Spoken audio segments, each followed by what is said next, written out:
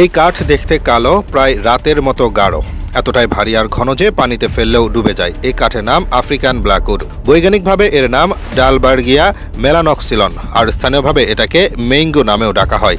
এটা পৃথিবীর অন্যতম দামি কাঠ, এমনকি প্রতি কেজির দামে সোনাকেও ছাড়িয়ে যায়। তবে শুধু দাম নয়, এই কাঠের চারপাশে যে ব্যবসা, চাহিদা আর ধ্বংস, সব মিলিয়ে এর গল্পটা অনেক বেশি জটিল।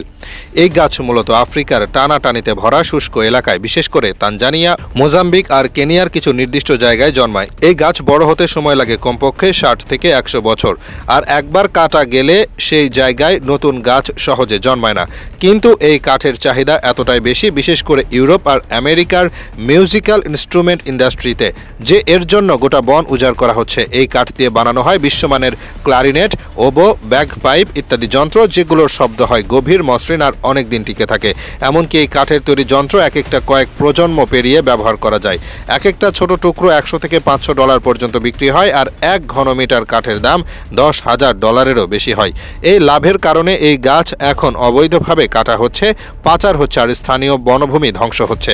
আগে এই কাঠ কেবল স্থানীয়ভাবে ব্যবহৃত হতো খোদাই, আসবাব, ঘর সাজানোর কাজে, কিন্তু যখন ইউরোপিয়ান যন্ত্র নির্মাতারা এর শব্দের গুণাগুণ আবিষ্কার করলো, তখন থেকেই এর দাম কয়েক গুণ বেড়ে যায়।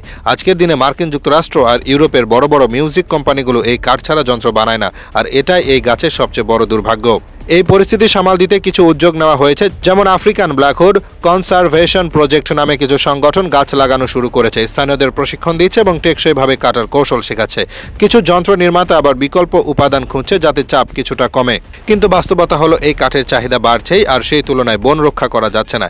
এই কাঠ এখন শুধু দামি না, এটা এখন একটা প্রতীক, যেখানে প্রকৃতি, সংস্কৃতি আর টাকার লোভ একসাথে সংঘর্ষে জড়িয়েছে।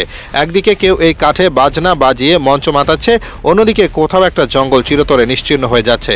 আর তাই প্রশ্নটা শুধু দামের না, প্রশ্নটা হলো এই কাঠের শব্দ আমরা আর কতদিন শুনতে পারবো? কারণ একবার যদি বন শেষ হয়ে যায়, তখন আর কোনো গান থাকবে না, শুধু নীরবতা।